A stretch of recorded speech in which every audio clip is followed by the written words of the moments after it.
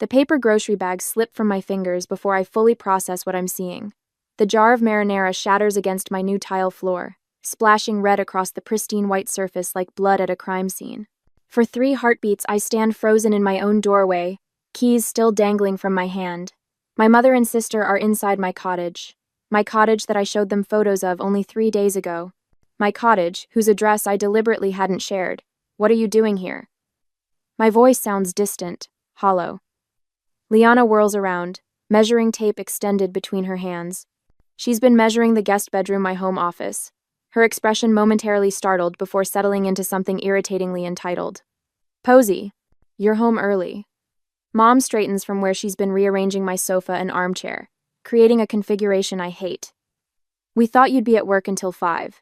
That doesn't answer my question. I step over the growing puddle of sauce, my shoes sticking slightly to the floor. How did you get in here? Mom waves dismissively. Oh, I had a key made yesterday when I stopped by to congratulate you. The memory surfaces instantly, Mom asking to use the bathroom during her brief visit, her purse unexpectedly left behind when she went down the hall. At the time, I'd thought nothing of it. You took my keys and copied them? Without asking? The tremor in my voice surprises me. Don't be so dramatic, honey. Mom busies herself, fluffing a throw pillow. We're just seeing how to make this work for everyone. Make what work? The question forms but doesn't leave my mouth because suddenly I know. The realization crashes into me with the force of a physical blow. Fragments of childhood flash before me, Liana's 11th birthday with the hired clown and backyard carnival, while my own celebration that same year had been a store-bought cake in our living room. Mom's dismissive, it's just not in the budget for you, contrasted with the lavish spending for my sister. The pattern had never stopped. When I announced I was house hunting last month, Mom hadn't congratulated me. She'd called Liana immediately to discuss opportunities. This is my home, I say, each word carved from ice. Not yours, not ours, mine. I cross to Liana and pluck the spare key from her hand, where she's been fidgeting with it. Her fingers close reflexively, then release. You can't be serious about living here alone, Liana says, her forehead creasing with practiced concern. This place has 3 bedrooms. The kids need space. Your housing situation is not my problem. The steadiness in my voice surprises me. After everything we've done for you?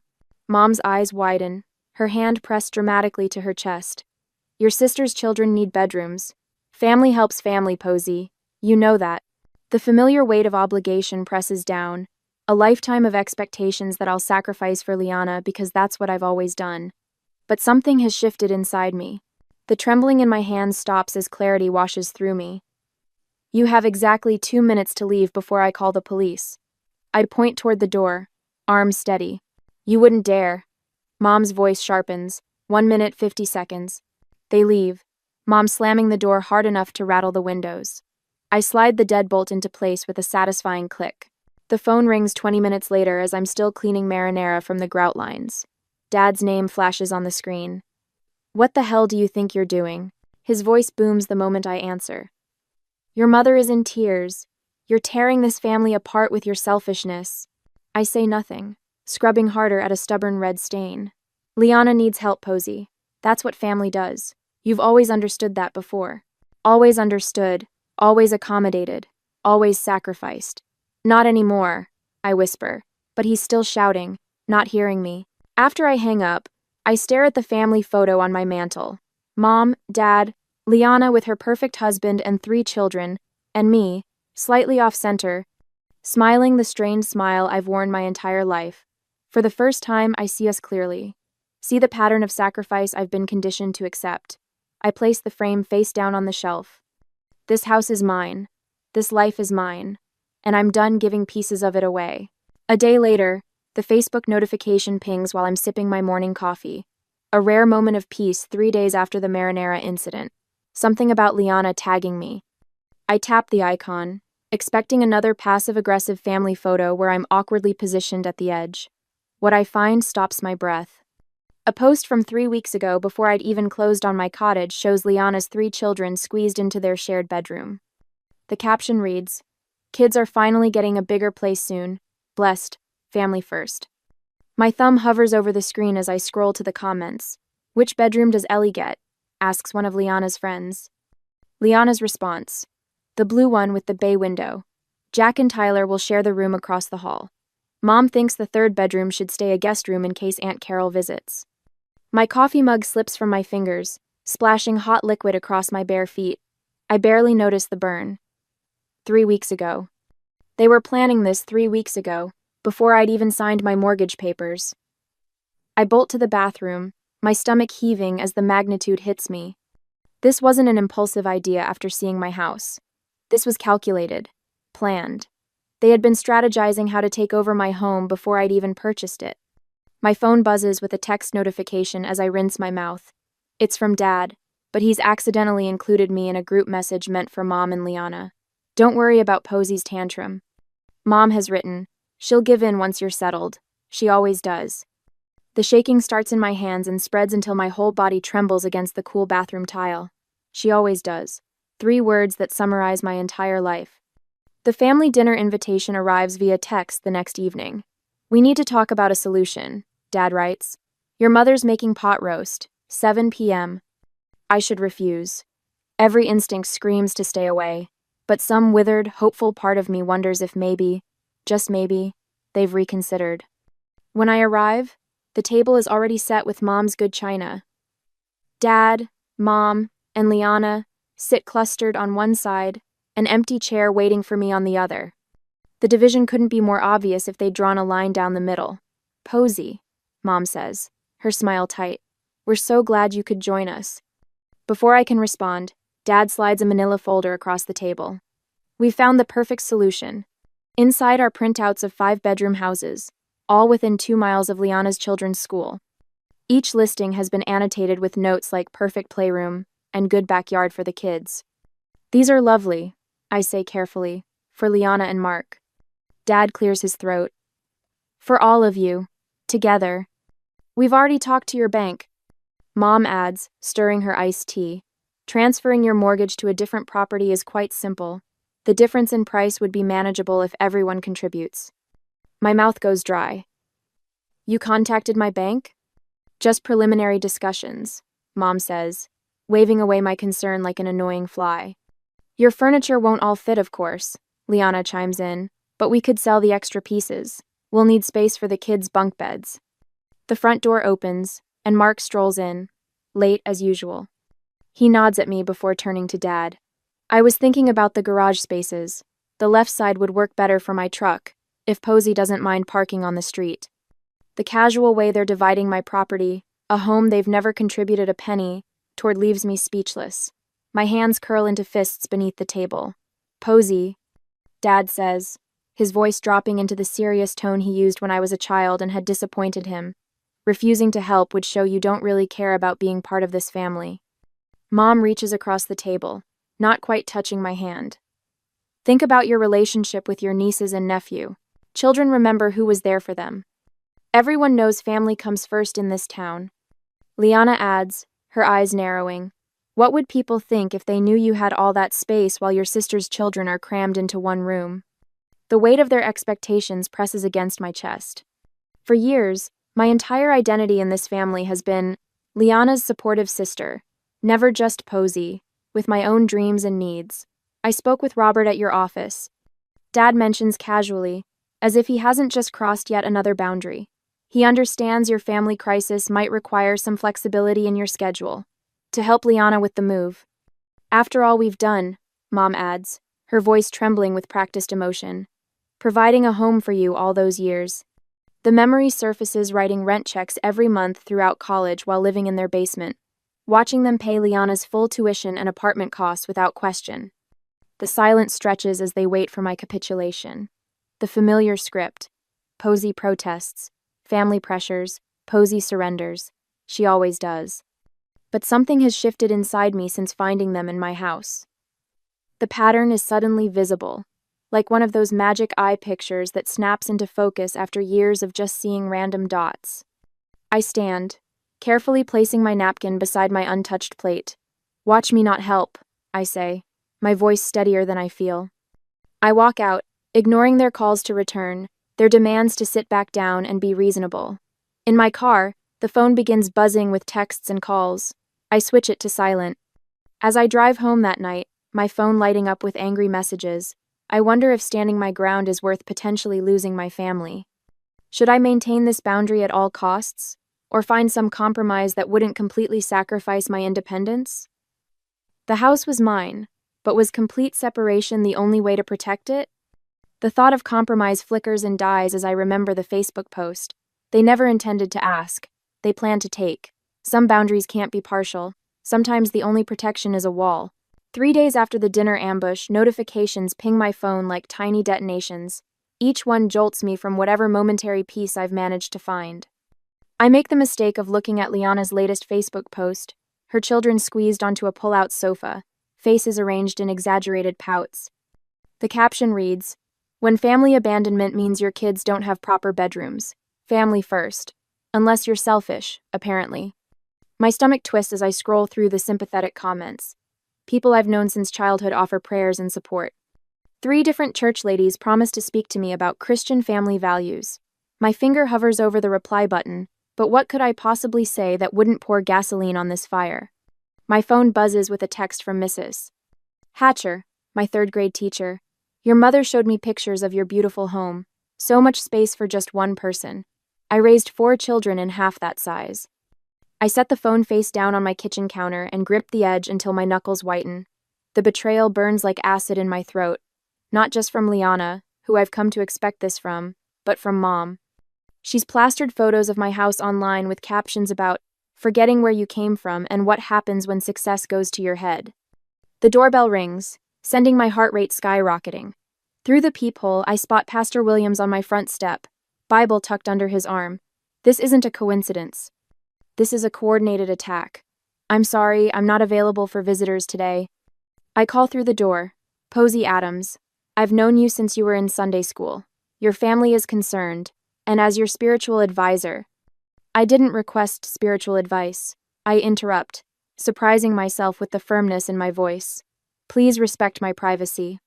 His sigh carries through the door. "I'll be praying for your heart to soften."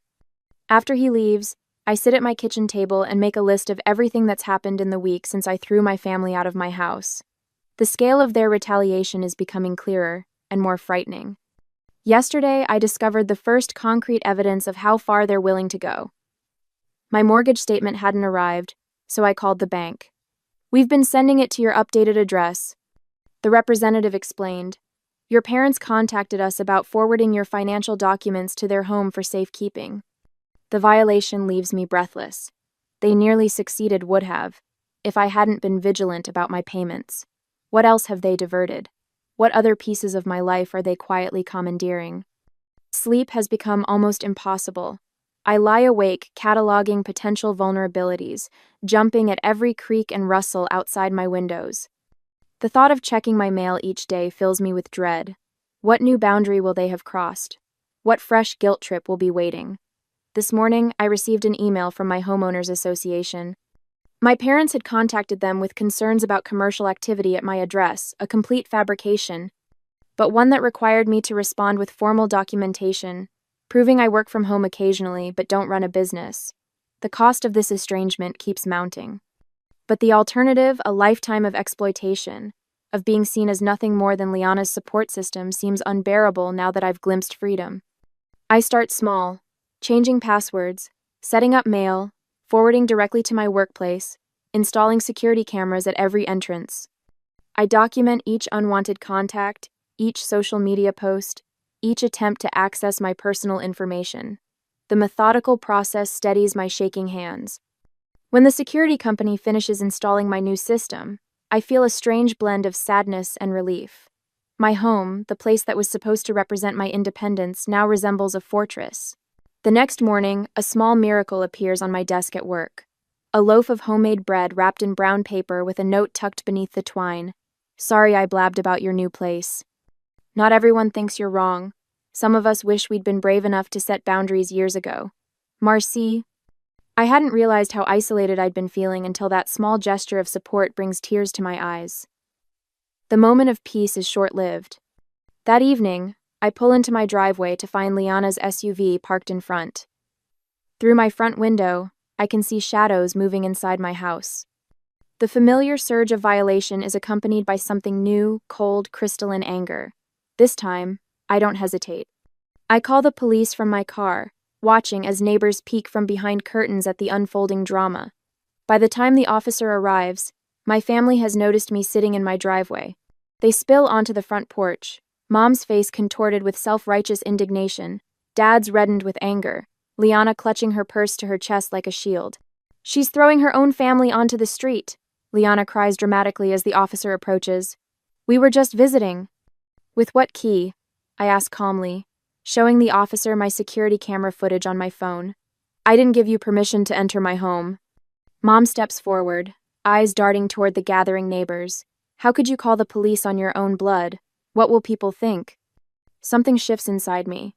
The question that has controlled my entire life, what will people think, suddenly seems absurdly irrelevant. "I don't care what they think," I say, my voice steady. "I care what I think, and I think this ends today." The officer escorts them from my property with a warning about trespassing. As they drive away, I realize something profound. I've spent my entire life afraid of disappointing my family, measuring my worth by their approval. But I've never considered how consistently they've disappointed me, how little they've valued my independence, my choices, my right to a life that isn't defined by what I can give them.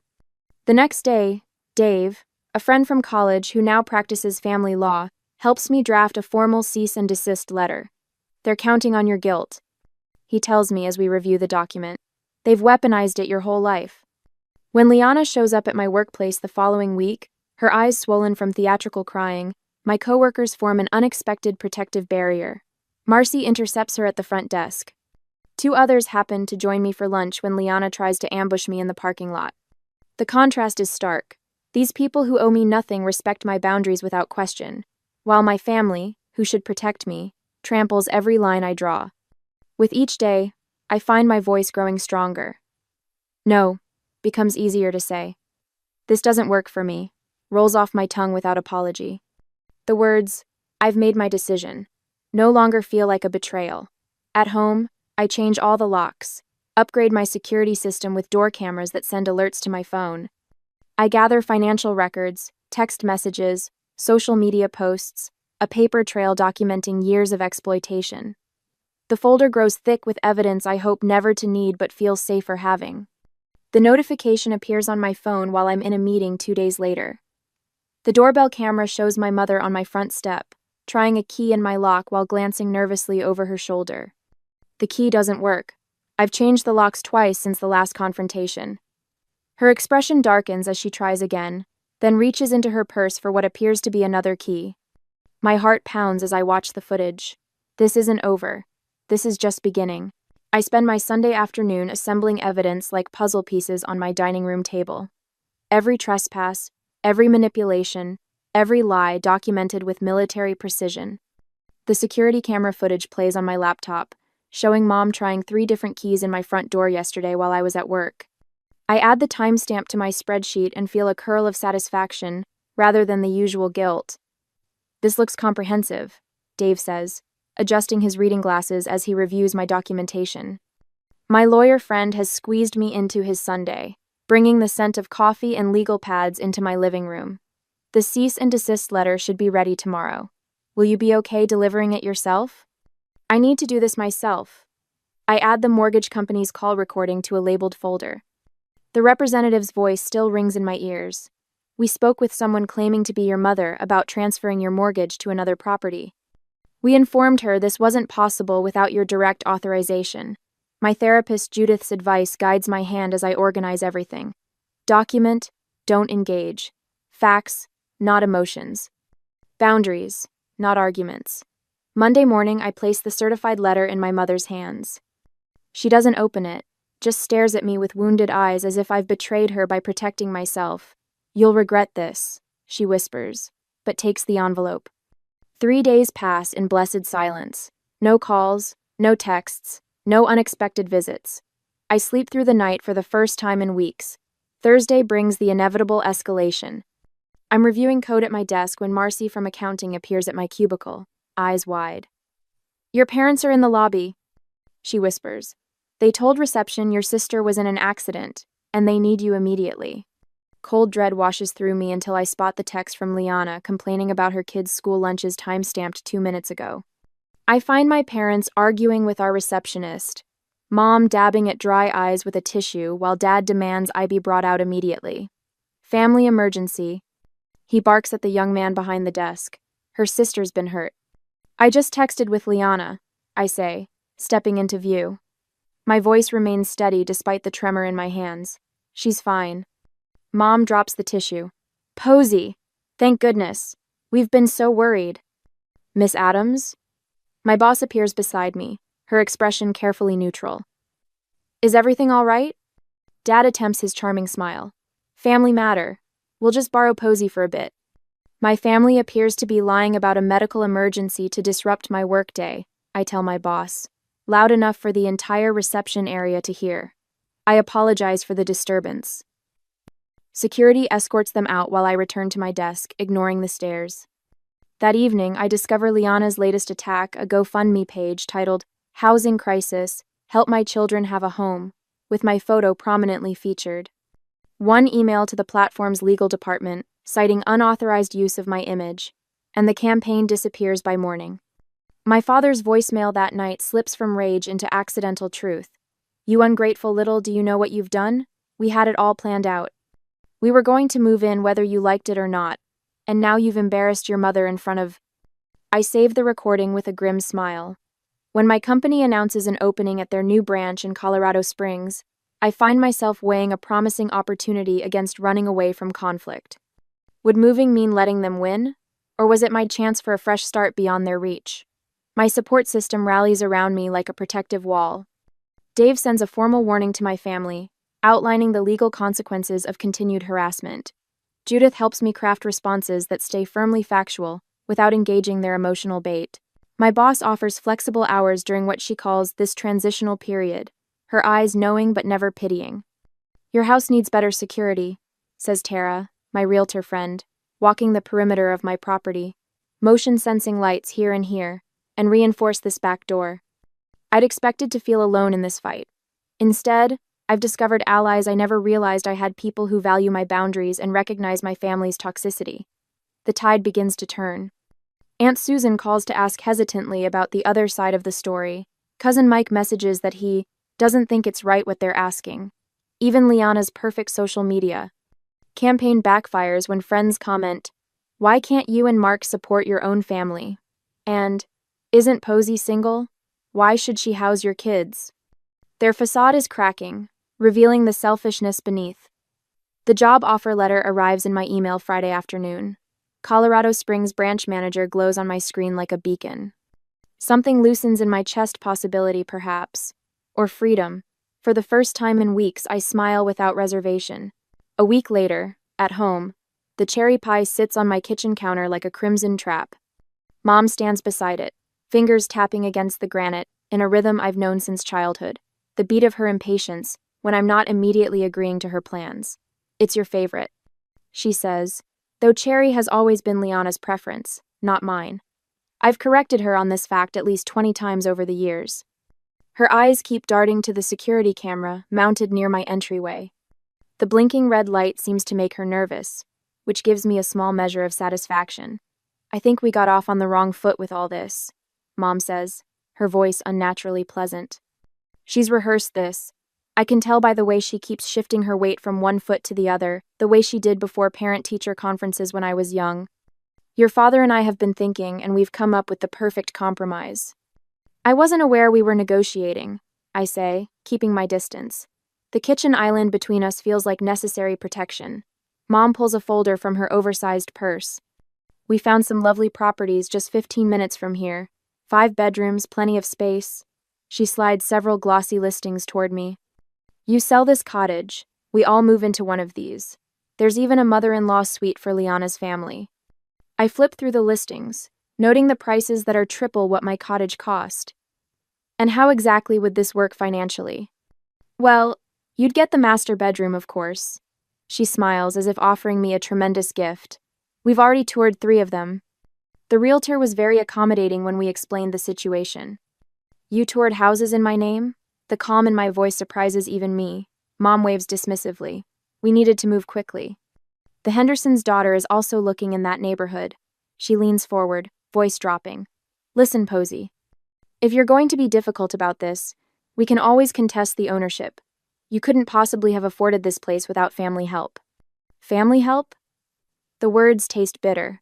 You mean the full rent I paid while living at home during college? Or perhaps you're referring to the student loans I'm still paying off while Liana's education was fully funded? Mom's face hardens. Don't be ungrateful. I walk to my office without responding, and return with an envelope. I place it on the counter between us, next to her untouched pie. What's this? She doesn't reach for it. It's a job offer from our company's new branch in Arizona. I push it toward her. I accepted it last week. Her hand freezes mid-tap. Arizona? I'm selling the cottage. I watch her face brighten before adding, and moving to Tucson next month. The color drains from her face. But what about Liana? Her housing situation is not my concern. I open a drawer and pull out a thick manila folder. I've been gathering some interesting documentation. I spread the contents across my counter, financial records showing my paid rent throughout college, alongside Liana's fully funded education. Birthday expenditure comparisons, showing the thousands spent on her celebrations versus the bare minimum for mine. Loan papers for the cars they bought her while I saved for my used Honda. What is this supposed to be? Mom's voice has lost its rehearsed quality. Evidence. I pull out my phone and tap the screen. And here's my security footage showing 17 unauthorized entry attempts on my property. Mom stares at the screen, watching herself and Liana testing keys in my lock, peering through windows, even once bringing a locksmith who thankfully refused the job. I'm not running away. I say, gathering the papers. I'm running towards something better, a life where I'm valued, not just useful. Your father will be furious, she whispers, but there's a new uncertainty in her voice. I'm counting on it. 3 days later, I arrive at my parents' house for what they've billed as a family meeting to resolve the housing situation. The driveway is full, my aunt's car, my cousin's SUV, even my grandmother's ancient Buick. The gang's all here to witness my surrender. I take a deep breath before entering, folder tucked securely under my arm. The conversation in the living room halts when I step inside. Liana sits on the couch between my parents, a united front. The extended family is arranged in a loose semicircle, an audience for the performance. There she is, Dad says, standing with a forced smile. We were just about to explain our solution to everyone. Actually, I say, my voice carrying across the suddenly silent room, I have an announcement first. I place my folder on the coffee table and open it to reveal the listing for my cottage, complete with professional photographs and a bright red for sale banner across the top. My house goes on the market Monday, I say, and I've accepted a position with my company's Arizona branch. I'm moving next month. The silence stretches for 3 heartbeats before Liana's shriek shatters it. But what about us? Where are we supposed to go? I meet her gaze steadily.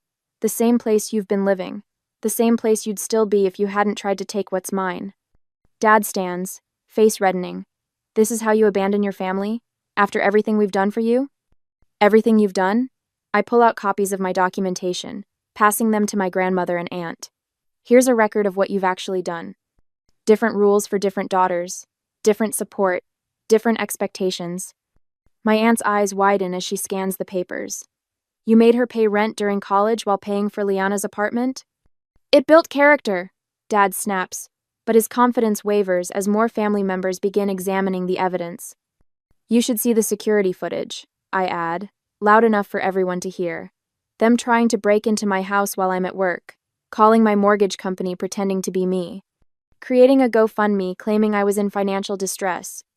Grandmother's hand covers her mouth. Is this true? My parents' silence is answer enough. As I drive home that evening, my phone buzzes with texts, not from my parents or Liana, but from my aunt, my cousins, my grandmother. Words of support. Questions about whether they'd been misled about other family matters over the years. The beginning of cracks in the family mythology. 2 days later, my realtor calls with news that feels like both victory and farewell. You've got an offer already, she says. $20,000 over asking, cash, with a 30-day close. I'll take it, I tell her without hesitation. One more thing, she adds. Do you want to keep the spare keys, or should I discard them? I think of all the keys that have been copied without my permission, all the boundaries crossed. Discard them, I say. I won't need them where I'm going. As I hang up, I hear whispers that my parents have already approached my cousin Thomas about his guest house.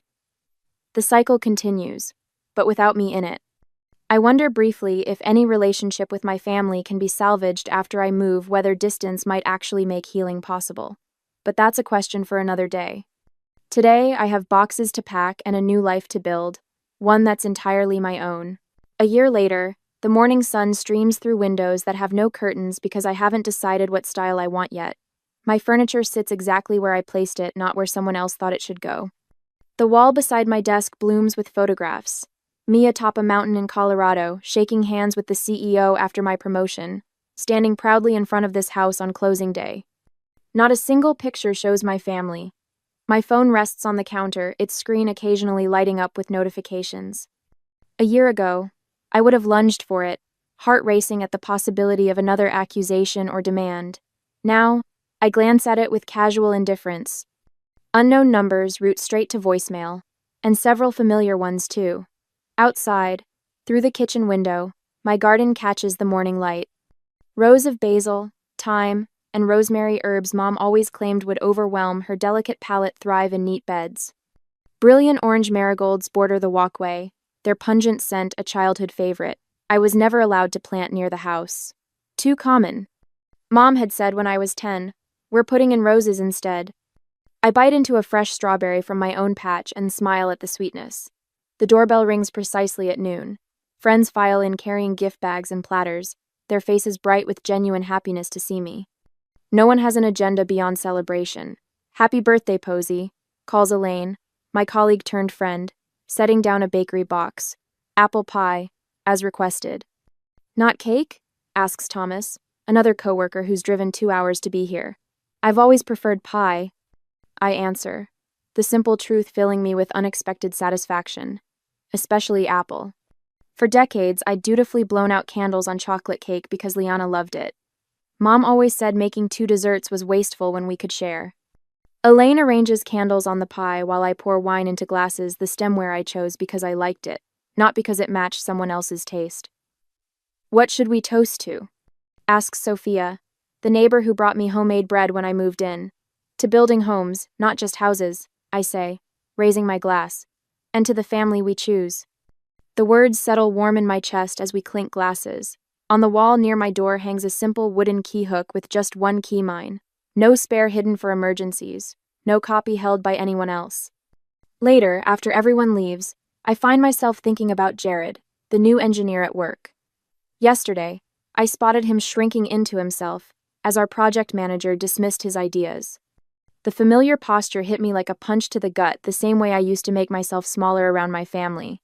"Actually," I'd said, interrupting the manager, "Jared's approach could save us significant testing time. Let's hear more."